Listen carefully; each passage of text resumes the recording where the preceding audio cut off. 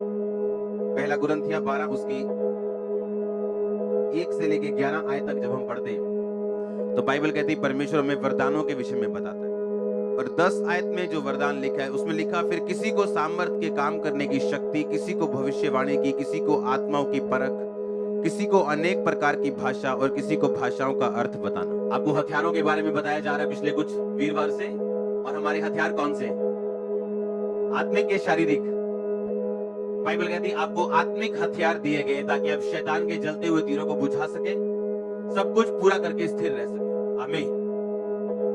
आपको गैर भाषा के बारे में बताया गया कि अगर गैर भाषा आपके पास है तो आप परमेश्वर की भाषा बोल सकते हैं। जो शैतान ने छीना आप उसे वापस ले सकते हैं। जो शैतान आपकी लाइफ में क्लेम करता है ये मेरा है, आप उसे वापस ले सकते हैं। और जो कुछ शैतान ने पकड़ा हुआ, कब्जा किया हुआ, आप उसे छुड़ाते हो जब आप गैर भाषा में बातें करते हो। ये हमने सुना हुआ। आमीन। आत्माओं की परख के बारे में आपने सुना, हाँ या ना? जब एक व्यक्ति को आत्माओं की परख होती है वो अपनी लाइफ की हर सिचुएशन के पीछे ये जान सकता है कि मेरी लाइफ में ये घटना हो रही है जिससे मैं निकल रहा हूं, इसके पीछे कौन सा आत्मा काम कर रहा है। बाइबल कहती है परमेश्वर ने इसहाक को अपने मन मुताबिक, उसकी लव मैरिज नहीं हुई, अरेंज मैरिज हुई, और उसके बाप का नौकर उसकी लड़की ढूंढने के लिए गया और उसने कहा कि परमेश्वर जो कोई इस कुएं के पास लड़की आके मुझे पानी पिलाएगी और मेरे ऊंटों को भी पिलाएगी वो तेरी ओर से होगी। और बाइबल कहती है वो लड़की आई और उसने इसहाक के लिए उसने पत्नी चुना और इसहाक को बताया कि ये परमेश्वर ने भेजा। और बाइबल कहती फिर भी 20 साल उसकी पत्नी बांझ रही। क्यों? अगर इसहाक ये बात जानता था कि मेरा बाप मेरी माँ भी मुझे 90 साल में जन्मा था और उसे उसकी आत्मा मालूम थी ये एक स्पिरिट है जिससे मुझे कवर करना है, जिससे मुझे आजाद होना है, और इसीलिए बाइबल कहती है वो शाम को परमेश्वर का ध्यान करने के लिए मैदानों में जाया करता था। हालेलुया। मैदान में क्यों? उसे मालूम था ये एक स्पिरिट है, ये एक कर्स है, मुझे इससे आजाद होना है, तो मुझे परमेश्वर के नजदीक होना है। मैं वो गलती नहीं करूंगा जो मेरे बाप ने की कि इश्माइल को पैदा कर दिया। मैं उस पवित्रताई पे और परमेश्वर की प्रतिज्ञा पे खड़ा रहूंगा और उस आत्मा को फॉलो नहीं करूंगा जो गलत आत्मा को मेरे बाप ने फॉलो किया, और जो सही आत्मा को मेरे बाप ने फॉलो किया, जो गलती उसने नहीं की मैं उसको फॉलो करूंगा। आमीन। आपको समझ आ रही कि नहीं? जब आपको अपनी लाइफ की सिचुएशन के पीछे आत्माओं की परख होती है, आप समझ आते कौन सा आत्मा काम कर रहा है। ये औरत की में कोई कमी नहीं, लेकिन उसका हस्बैंड उससे कम सुंदर औरत के साथ फंसा हुआ है। और जब वो अपने घर वालों पे ध्यान दे, उसकी नानी भी ये प्रॉब्लम में थी, उसकी माँ को भी ये प्रॉब्लम रही, अब उसको ये प्रॉब्लम रही। प्रॉब्लम आप में नहीं, प्रॉब्लम उस आत्मा में है जो आपके पीछे। और जिस दिन आप उस आत्मा को पकड़ लेते हो आपका हल होता है। आप समझ रहे कि नहीं? आपको मालूम होता है कि प्रार्थना में जब जाना है तो कौन सी आत्मा को डांटना है, और जब आत्माओं की परख नहीं होती आप फंसते हो। हालेलुया। लोग गलत रिश्तों में जाते हैं क्योंकि आत्माओं की परख नहीं। अगर आत्माओं की परख हो तो आप सही रिश्ता पकड़ लोगे, सही बिजनेस पकड़ लोगे, सही लोगों को पकड़ लोगे, क्योंकि जैसे ही आपकी संगति होगी वैसे आप हो। आमीन। प्रभु यीशु मसीह जिस चेले को बोल रहे थे कि मैं तेरे पे कलीसिया बनाऊंगा, मैं तुझे महान करूंगा, तू सबका प्रधान होगा, सबका तू अगुवा होगा, 5 मिनट बाद उसी चेले को बोल रहे थे ओए शैतान मेरे सामने से दूर हो, तो मेरे ठोकर का कारण है। जब उस चेले ने बोला था परमेश्वर तेरे साथ कभी ऐसा ना हो तू की क्रूस उठाए, यीशु मसीह ने कहा शैतान तो मेरे लिए क्या है? ठोकर का कारण। आत्माओं को परखना। जब आप आत्माओं को नहीं परखेंगे हम सफर करेंगे। क्रिश्चियन लोग भी सफर करेंगे। एक अच्छा फौजी भी मर जाता है अगर उसके पास हथियार ना दिए जाए, और एक बुरा फौजी जीत जाता है जो हथियारों के साथ लड़ता है। आप समझ रहे मेरी बात को? एक क्रिश्चियन होने के नाते, एक मसीह होने के नाते परमेश्वर ने आपको अकेला नहीं छोड़ा, निहत्था नहीं छोड़ा। बाइबल कहती है परमेश्वर ने आपको आत्मिक हथियार दिए हैं ताकि आप उन हथियारों का इस्तेमाल कर सके, अपनी लाइफ को बेटर के बाद बेस्ट कर सके। हाँ या ना? और परमेश्वर ने आपको अकेला नहीं छोड़ा।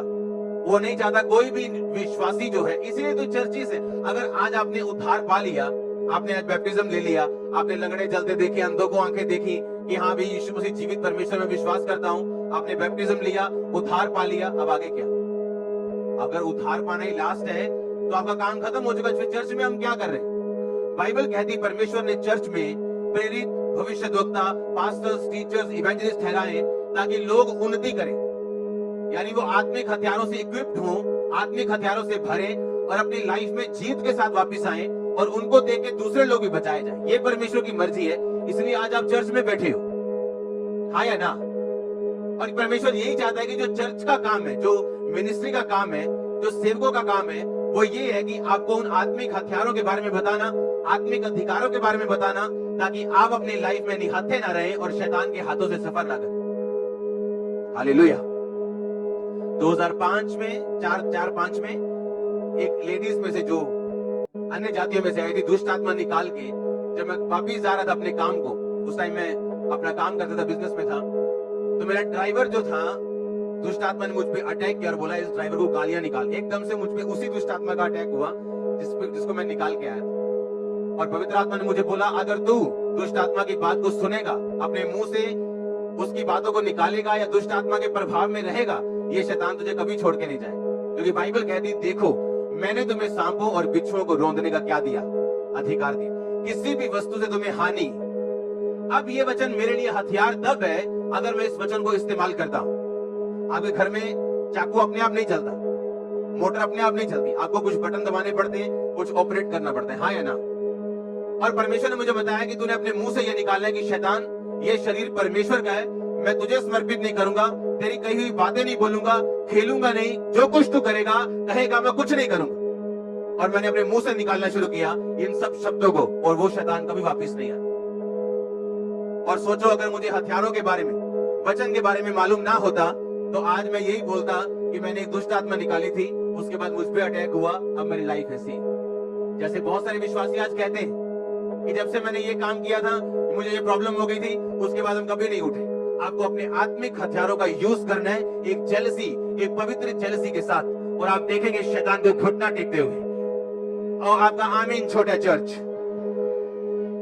मैंने कहा आप शैतान को घुटना टेकते हुए देखने वाले हो। जोर से बोलो हालेलुया, जोर से जोर से जोर से।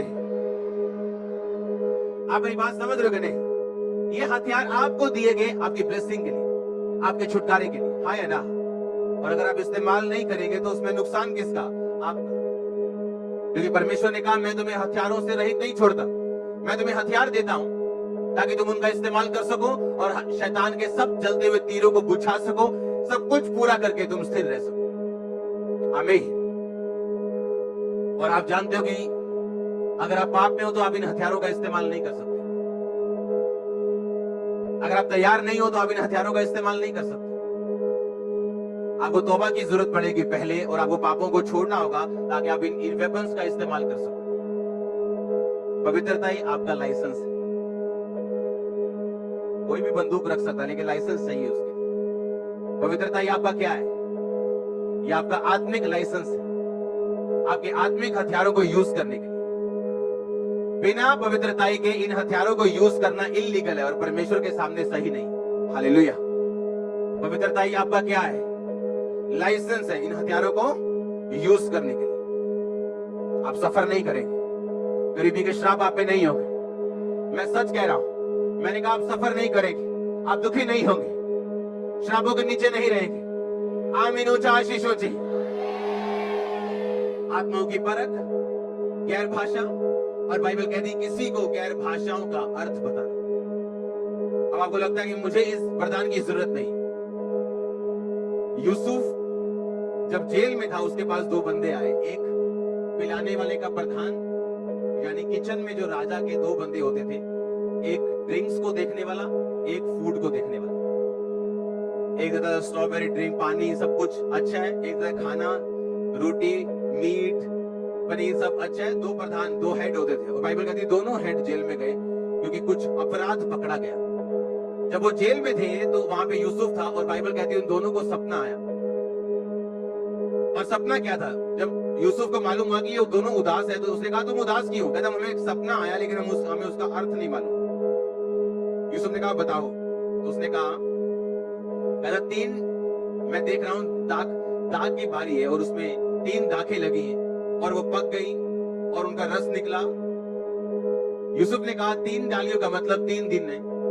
3 दिन के अंदर राजा तुम्हें फिर से वापिस उसी नौकरी पे रखेगा और तुम्हारी प्रतिष्ठा को फिर से वैसे करेगा। सुनो, दूसरे ने बताया कि ना मेरे सिर पे 3 रोटी की टोकरी है और पक्षी उस रोटियों को खा रहे हैं। उसने कहा 3 दिन के अंदर राजा तुझे फांसी दे देगा और तेरी लाश को पक्षी खाएंगे, तेरे मांस को नोच के खाएंगे। और लिखा 3 दिन के बाद ऐसा ही हुआ।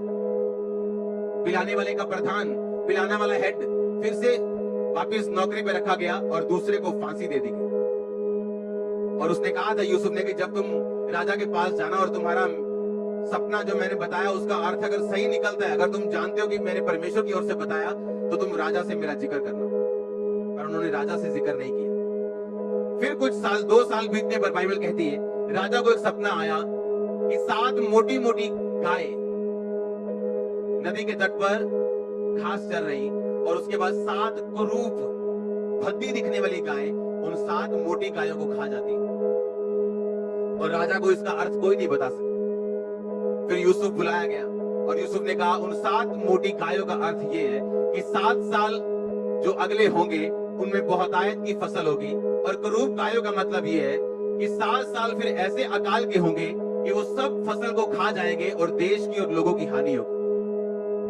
अब कहां लिखा था 7 गायों का मतलब जो है वो 7 साल होंगे, और ये कहां लिखा था कि 3 डालियों का मतलब, दाखरस की डालियों का मतलब 3 दिन होगा? क्योंकि जो आत्मा की बातें हैं वो किसी बाइबल स्टडी में आपको सिखाई नहीं जा सकती। आप ध्यान से समझो, कितने मेरी बात को समझ रहे हैं? अब किसने बताया कि 3 डालियों का मतलब जो होगा वो 3 दिन होगा और 7 गायों का मतलब जो होगा वो 7 साल होगा? किसी ने नहीं बताया, लेकिन ये पवित्र आत्मा ने उसे बताया। और पवित्र आत्मा आपको बता सकता है अगर आप उसके साथ लिंक्ड हो, अगर आप पवित्रताई में हो। क्योंकि ये वरदान जब आपकी लाइफ में आता है, आपको अपने सपनों का अर्थ मालूम होता है, किस बंदे के साथ जाना है, कौन से बिजनेस पार्टनर के साथ जाना है, कहां पे मिनिस्ट्री को रखना है, कहां पे क्या करना है, ये वरदान आपके लिए जरूरी होता है।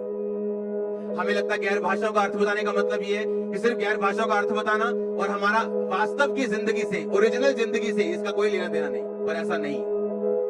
हालेलुया। बाइबल बताती है कि पवित्र आत्मा का जो ये वरदान है ये आपको लिंक करते हैं ऊपर स्वर्ग और नीचे धरती के साथ। आप मेरी बात समझ रहे कि नहीं? आपको लिंक करता है ये स्वर्ग और धरती के बीच में, ये एक तार को जोड़ता है और आप समझ पाते हैं कि इस धरती पे क्या होने वाला है और परमेश्वर की मर्जी क्या है, और आपको आत्मिक चीजों की समझ शुरू होती है। सुनो, आप कोई बिजनेस कर रहे हो या आप जॉब कर रहे हो या आप घर पे हो, ये वरदान आपको बताता है कि इस हफ्ते आपका पति जो फॉरेन जाने वाला है उसको नहीं जाना चाहिए। यही वरदान आपको बताता है कि जो नया बिजनेस आप शुरू कर रहे हो आपको इस इलाके में नहीं करना, क्योंकि परमेश्वर का आत्मा आपको दर्शनों के द्वारा, स्वप्नों के द्वारा और ऐसे चिन्हों के द्वारा आपको गाइड करता है। जब ये वरदान आपकी लाइफ में काम करता है, ये इम्पॉसिबल है आपकी लाइफ में गलत लोग जुड़ जाएं अगर ये वरदान आपकी लाइफ में काम करता हो। और ये एकदम से शुरू नहीं होता। आपको लगेगा एक दिन, ओह ये मेरे को सपना आया था, ये मेरे को सपन आया था, ये मेरे को अंदर से लग रहा था, ऐसा मुझे महसूस हो रहा था कि ये कुछ ऐसा है, पर मैंने बात को अनसुनी कर दी। ये स्टार्टिंग टाइम होगा, उसके आगे आप अगले लेवल पे जाओगे। उस अगले लेवल पे आपको नेक्स्ट लेवल का ये वरदान आपकी लाइफ में ऑपरेट होता जाहिर होगा। किसी ने नहीं सोचा। आज से 15 साल पहले जब मैं लोगों से मिलता था, मैं उनको बताता था कि जब ये चर्च पैदा होगी और ये जब चर्च बड़ी होगी तो लोग मुझे टीवी पर लाइव सुनेंगे, चर्चों में लाइव टीवी पर मुझे सुनेंगे। किसी को समझ नहीं आया।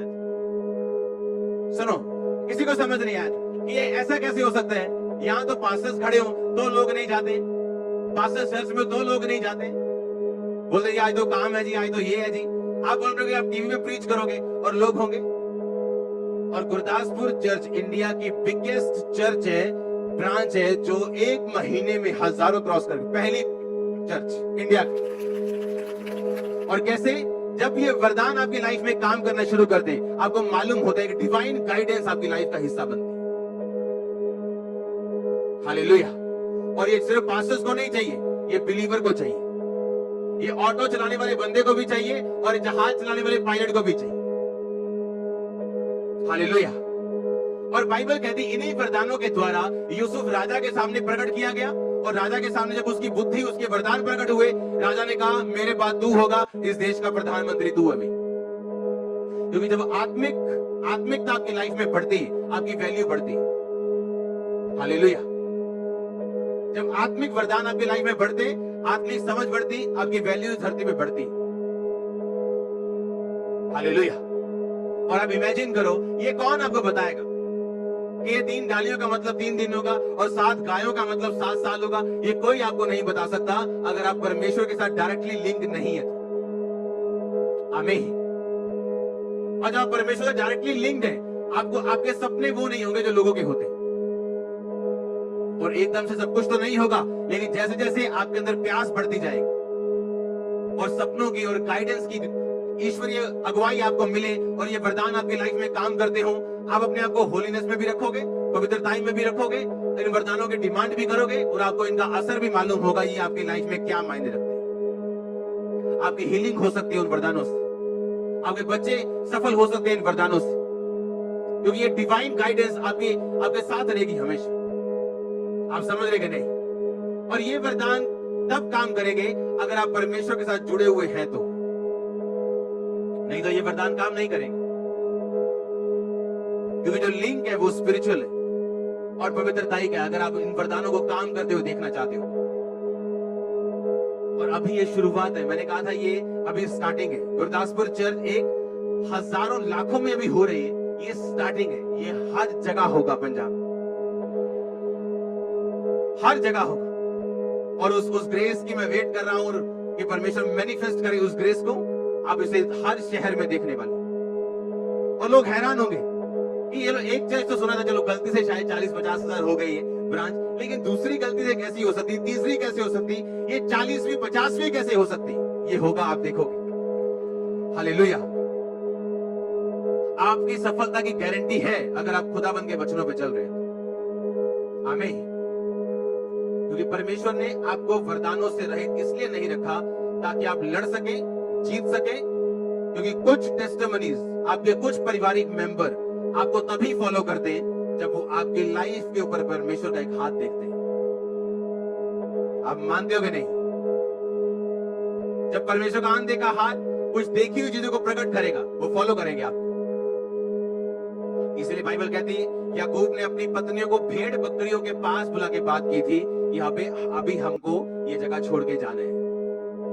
भेड़ बकरियों के पास क्यों बुलाया आपने? क्योंकि वो सब भेड़ बकरियां एक ईश्वरीय दर्शन के द्वारा, गैर भाषाओं के वरदान के द्वारा वो हासिल की गई थी। मालूम है कि नहीं? उसके बाप ने बोला था कि ये काली भेड़े ले, काली बकरियां ले, जितने डॉट वाले बच्चे पैदा होंगे वो तेरी तनख्वाह। ऐसा हो सकता है क्या? बंदा कहे जी वाइफ लेनी है अमेरिका तो, हस्बैंड भी अमेरिका तो, न्याणे सानू अफ्रीका वर्गे चाहिए। हो सकता है क्या? हाँ, कि बाप काला हो, माँ काली हो, हम कहें नहीं बच्चा हमें पूरा गोरा चाहिए। हो सकता है क्या? नहीं हो सकता। पर बाइबल कहती जैसे जैसे वो बोलता गया कि अच्छा ये सारी काली और भूरी भेड़ बकरियां तेरी, जितने धारी वाले बच्चे पैदा होंगे वो तेरी तनख्वाह, ताकि उसको धोखा दिया जा सके। और बाइबल कहती गैर भाषा के वरदान के द्वारा वो एक सपना देखता है कि जितने बच्चे पैदा हो रहे हैं वो धारी वाले पैदा हो रहे हैं, और वैसा ही होता गया।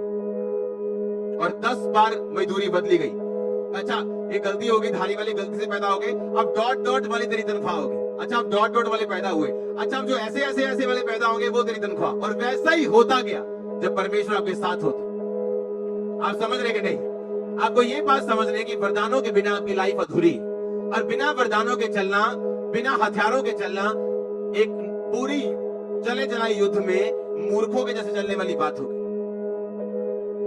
और सोचो शैतान कितना उन लोगों को धोखा दे रहा होगा जो लोग पवित्रताई में नहीं, जानबूझ के पाप में हैं, क्योंकि ऐसे लोगों की लाइफ में वरदानों का काम करना पॉसिबल नहीं। अगर वरदान काम करेंगे भी तो एंड में उनका नुकसान होगा, क्योंकि वरदान इस बात की गारंटी नहीं कि परमेश्वर आपकी लाइफ में है 100%। आप प्रभु के साथ वफादार हो, एक टाइम पे खुदाबंद की प्रार्थना कर रहे हो, फास्टिंग कर रहे हो, आपको वरदान मिल जाएंगे, पर उनको वफादारी के साथ यूज करते रहना ये आपकी जिम्मेवारी। इसलिए परमेश्वर ने कहा अंत के दिन में ऐसे लोग होंगे जो कहेंगे परमेश्वर हमने दुष्ट आत्माएं निकाली, हमने चंगा किया, हमने वो किया। परमेश्वर बोलेगा मैं तुमको नहीं जानता। हालेलुया। वरदानों का होना जरूरी है, लेकिन पवित्रताई को मेंटेन करते हुए, आत्मा की जो नीड्स है, जरूरतें, उनको मेंटेन करते हुए आप उन वरदानों का यूज कर सकते हो। आज के बाद होली स्पिरिट आपको गाइड करने वाला है, क्योंकि मैं आपको अपनी आत्मा में देख रहा हूँ होली स्पिरिट की अगुवाई के द्वारा चलते हुए एक नए बिजनेस में, एक नई जॉब में, नई लाइफ में आमीन। ऊंचा तो आशीष आपकी है चर्च। मैं आपको एंट्री करते हुए देख रहा हूं, मैंने कहा नए रिलम में यीशु मसीह के सामर्थ्य नाम में।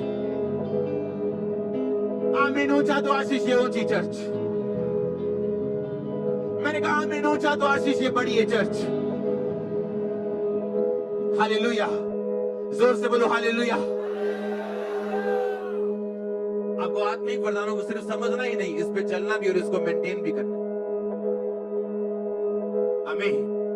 आप वो सफर नहीं कर सकते, आप उन दुखों में नहीं जा सकते जो लोग बिना नॉलेज के दुखों में चलते हैं।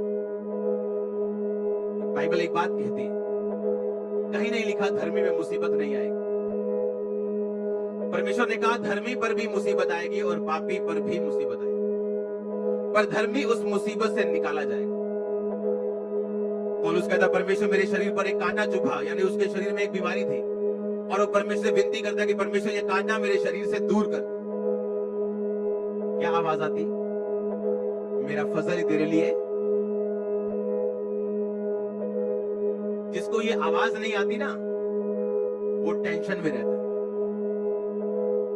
जिसको ये आवाज नहीं आती फिर वो बाबाओं के पास भी जाता है, क्योंकि उसे मालूम नहीं मेरे साथ ऐसा क्यों हो रहा है, क्योंकि परमेश्वर की आवाज उसे सुनाई नहीं दे रही।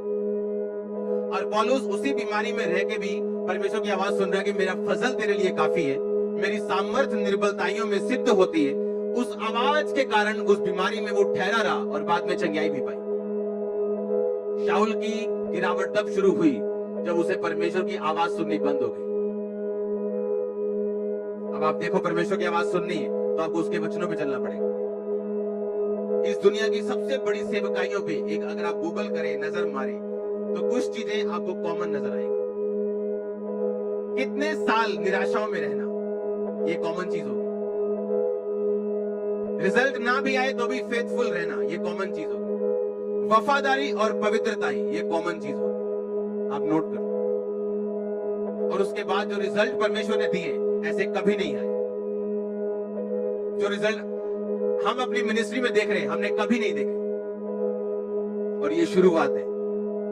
ये अभी 10 बाय 10 का एक रूम बने, अभी बड़े बड़े हॉल बनने, किलोमीटर लंबे। हालेलुया। आप तैयार हो वफादारी के साथ चलने के लिए? सबसे बड़ी चीज जो मैंने एक मैन ऑफ गॉड में, एक सक्सेसफुल बिलीवर में देखी, वो ये है, वो उसकी टेस्टिमनी नहीं है कि वो कैंसर की 4th स्टेज से आजाद, ये नहीं, वो फेथफुल रहा है। ये चीज वफादारी, दुखों में भी, सुखों में भी, विरोध में भी, प्रशंसा में भी, फेथफुलनेस परमेश्वर के साथ, ओबीडियंस में रहना। उसने कहा मैं तुझे सब जातियों से श्रेष्ठ बनाऊंगा, आप बेस्ट होंगे। मैंने कहा बेस्ट होंगे, आपके बच्चे बेस्ट होंगे, आपकी चर्चेस बेस्ट होंगी। और आमीन। ऊंचा आशीष ऊंची चर्च। ये प्रभु का प्लान है आप लोगों के लिए। आप तैयार हो इस प्लान को लेने के लिए? ये परमेश्वर का प्लान, मेरा प्लान नहीं है, ये आपका प्लान नहीं है, ये परमेश्वर का प्लान है। कहता मैं तुझे बेस्ट दूंगा, मैं तुझे श्रेष्ठ दूंगा, तू सिर होगा। तो क्या आप फेथफुल रहने के लिए तैयार है?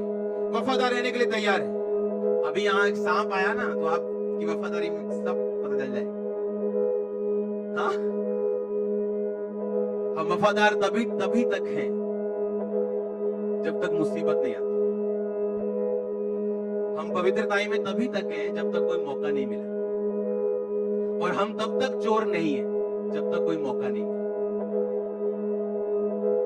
अगर मौका ही नहीं मिला चोरी करने का, तो आप साबित नहीं करते आप चोर नहीं। आज लोग तब तक पवित्रताई में है जब तक मौका नहीं मिला। जिस दिन मौका मिल गया मन मर्जी का, उस दिन खत्म है सब कुछ। मैं सच कह रहा हूं कि नहीं कह रहा हूं? हाँ, ये बंदा बड़ा वफादार है जी, अच्छा फाइनेंस में ड्यूटी दे दो, वो तब तक ही बस वफादार है, उसके बाद नहीं। उसके बाद अगर वो वफादार है, वो रियल वफादार। हाँ, बंदा बड़ा पवित्रताई में, जब तक मौका नहीं मिला उसको मौका देके देखो, अगर तब भी पवित्रताई में, तो वो रियल पवित्रताई। बाद मौका मिलने की, पोतीफर की पत्नी पकड़ के बोलती है मेरे साथ सोना पड़ेगा तुझे, भाग गया वो।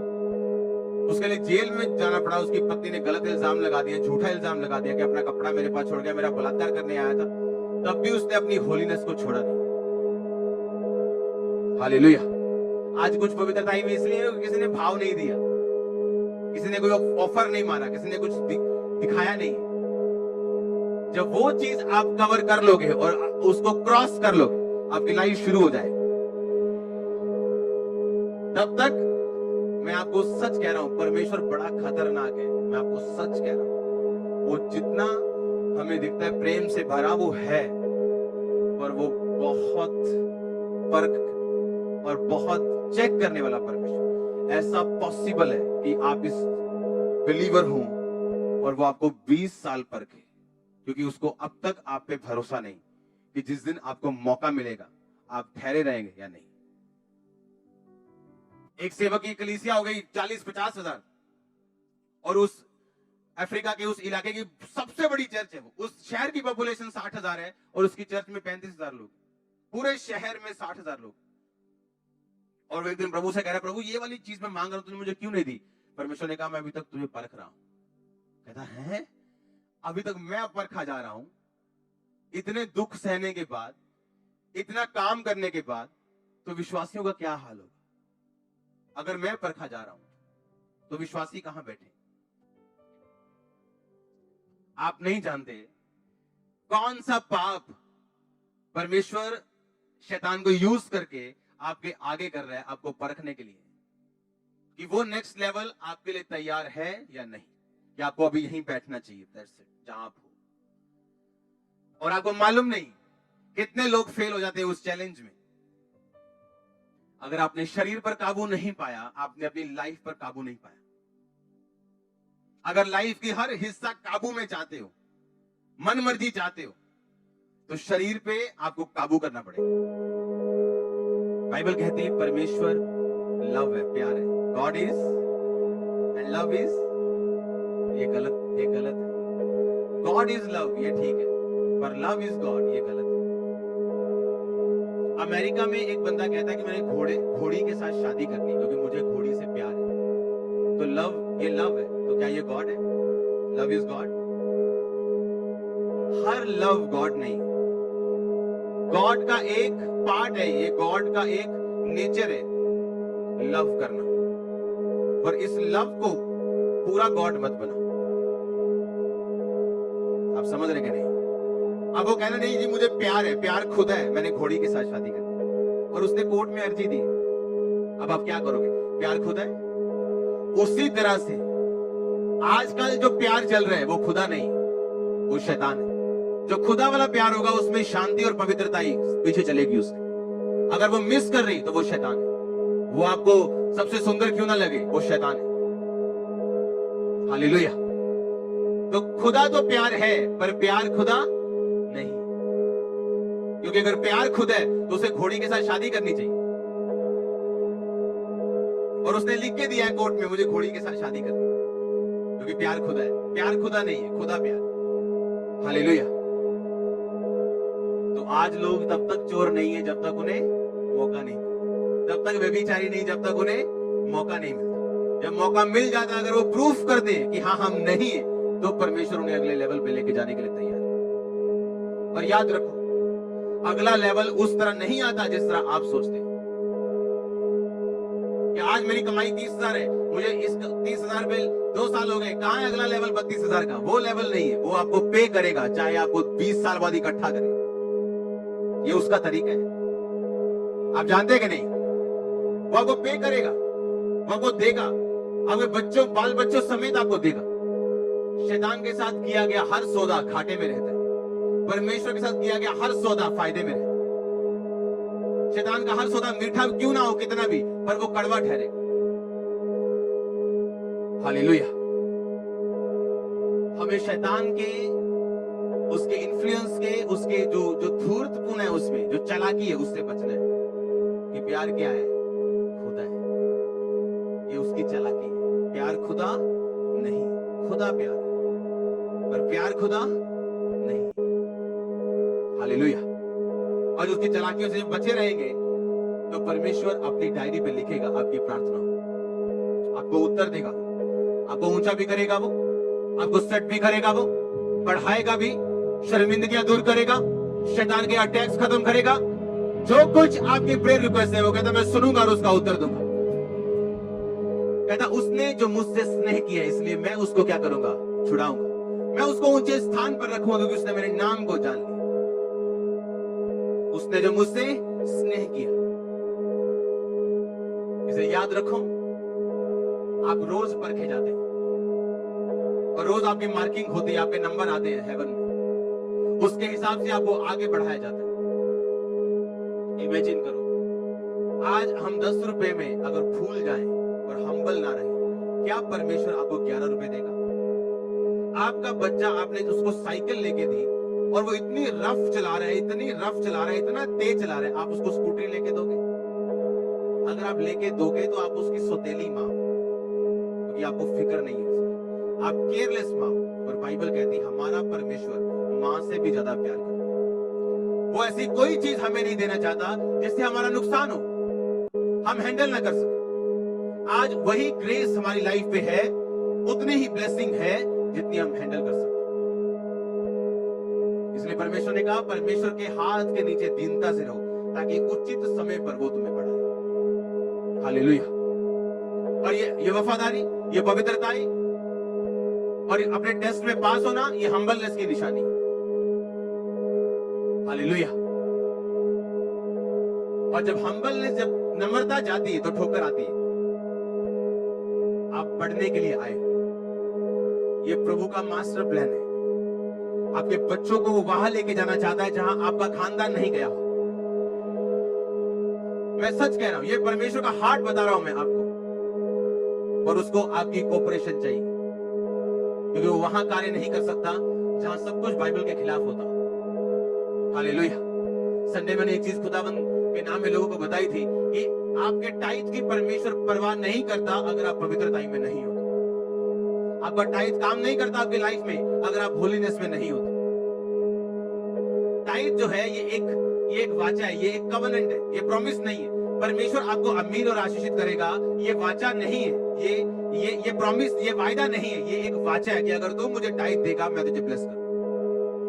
चंगाई करने का एक वायदा है, मेरे कोड़े खाने से तू चंगा, धर्मी का वंश, ये वायदा है। पर अमीरी का एक भी वायदा नहीं। इसलिए याकूब ने कहा था जो कुछ तू मुझे देगा उसका 10वां हिस्सा मैं तुम्हें दूंगा। पर वो 10वां हिस्सा कभी काम नहीं करेगा अगर आप परमेश्वर के साथ वाचा में और पवित्रताई में नहीं हो। आप शराब बेच रहे हो और 10वां हिस्सा चर्च में लेके आ रहे हो, वो किसी काम का नहीं, मत लेके आओ। वो 10वां हिस्सा वही काम करेगा जो आपने अंडर होलीनेस की, परमेश्वर की वफादारी की अगुवाई में दी है हमें। वो 10वां हिस्सा ये प्रूफ है कि आप प्रभु के साथ एक वाचा में हैं कि उसके काम के लिए या आप अपनी ब्लेसिंग के लिए। खुदाबंद का काम नहीं रुकता अगर आप टाइट देना बंद कर देंगे। हालेलुया। खुदाबंद को किसी सपोर्ट की जरूरत नहीं, लेकिन ये हमारे लिए आज ये चर्च ब्लेस्ड है क्योंकि ये टाइट पे विश्वास करती है, वाचा पे विश्वास करती है। आमीन। और इसलिए हेवन खुला हुआ है चर्च के ऊपर और आप महसूस कर सकते हैं। और आगे आगे तो दिखेगा ऐसा कि आंख बंद करके भी दिखेगा। अब तो आंख खुल के दिख रहा है, आंख बंद करके भी दिखेगा। ये परमेश्वर का प्लान है आप लोगों के लिए। आपको आगे बढ़ना है। आमीन। ऊंचा आशीष, ऊंची चर्च। कुछ लोग सोचते हैं यार सारा हफ्ता मैं ठीक रहता हूं, पर जब मैं इस चर्च में आता हूं ना बड़ी लानतें पड़ती हैं, मार पड़ती है वहां। क्या करूं? उस कैंसर के फोड़े को काट दो, सदा के लिए आराम ले लो। क्योंकि खुदा प्यार है, पर प्यार खुदा नहीं। वो खुदा का एक छोटा सा हिस्सा है, एक प्यार, पवित्रताई, दया, जेलसी, पवित्र जेलसी कि तुम मुझे अलावा किसी और को ईश्वर, ये उसके हिस्से हैं, ये उसके फीलिंग्स है, ये उसके इमोशंस है। पर एक इमोशन को लेके पूरा खुदा मत बना। अपनी हाथों को उठाओ, बोलो मुझे आत्मिक समझ दे, मुझे आत्मा में बढ़ा। खुदाबंद तेरी दया मुझ पे हो। अपनी हाथों को उठाओ और बोलो इन वरदानों से मुझे भर, आत्माओं की परख से, गैर भाषाओं से, गैर भाषा के वरदान, गैर भाषा का अर्थ, ये सब मुझे दे खुदा। मुझसे बात कर सपनों के द्वारा, मुझसे बात कर दर्शनों के द्वारा, मुझसे बात कर खुदाबंद। उठा अपने हाथों को, थैंक यू जीसस बोलते ऊंची आवाज में। प्रभु यीशु मसीह के नाम में हम मांगते हैं। मेरा ये बिलीव है आप इस वचन पे मनन करोगे। हाँ, आपको मेरी बातें याद आएंगी कि मैं तब तक पवित्रताई में हूं जब तक मुझे मौका नहीं मिला। आज मुझे मौका मिला और मुझे साबित करना है कि मैं पवित्रताई में हूं। मैं तब तक चोर नहीं हूं जब तक मौका नहीं मिला। आज मुझे मौका मिला है, आज मैं साबित करूंगा मैं चोर नहीं। आप नहीं जानते परमेश्वर आपको परखता है, आपको फेल पाता है और आपको मालूम भी नहीं होता। और छोटी सी चीज में आपको पास पाता है, आपको मालूम नहीं होता, और रिजल्ट आता है बोर्ड के ऊपर। आप अपना बोर्ड रिजल्ट जरूर देखोगे, आपको मालूम होगा आप फर्स्ट नंबर से, फर्स्ट पोजीशन से पास हो। हाँ, तो जब वो आज से आपको परखे, क्या करना है? वफादार रहना। उस टाइम कोई आपको देखता नहीं, आपका बाप जॉब पे, बिजनेस में, आपकी मम्मी बर्तन धो रही, कोई आपको देख नहीं रहा। पर कौन देख रहा है? जिसने प्रमोशन भेजनी, जिसने आपके बॉस के हार्ट को चेंज करना है, जिसने जो ओवरी में एग नहीं बनता, जिसने उस एग को बनाना जो दवाई नहीं कर सकती। आप मेरी बात समझ रहे? जिसने उस कस्टमर के दिल में डालना है कि वो आपसे मिले, उसको अगर धोखा दोगे तो नीचे वफादारी की आस मत रखना। उठाओ हाथों को, याद रखो, अगर खुदा को धोखा दिया तो इंसान क्या देंगे? क्या देंगे? अगर खुदा के साथ वफादार हो तो इंसान जो कुछ भी आपके साथ करे, आप अपने आप को परफेक्ट होता हुआ देखेंगे। इतने कुब्बे ने लात मारी तो कुब्बा क्या हो गया? आपके लोग टांग मारेंगे और आप सीधे हो गए। आप बोलेंगे वाह वाह आमीन। आपकी लाइफ बेटर होती जाएगी, रिलैक्स होती जाएगी, आशीषित होती जाएगी। फ्रेंड के पीछे एंड लिखा हुआ, एंड, हर फ्रेंडशिप का एंड। अगर उसको अपना दिल दे दोगे खुदा को, कभी एंड नहीं। वो आपके बच्चों का, पोतों का वो दोस्त बना रहेगा और कभी निराशा नहीं होगी। उठाओ हाथों को, थैंक यू जीसस। अपना हार्ट खुदाबंद को दो, अपना दिल खुदाबंद को दो, पवित्रताई के वरदान को, गैर भाषा के वरदान को, अर्थ को। खुदाबंद से बात करने को मांगो और बोलो परमेश्वर मैं अपनी लाइफ तुझे देता हूं, पापों से तौबा करता हूं, पवित्रताई में चलने का फायदा करता हूं। प्रभु यीशु मसीह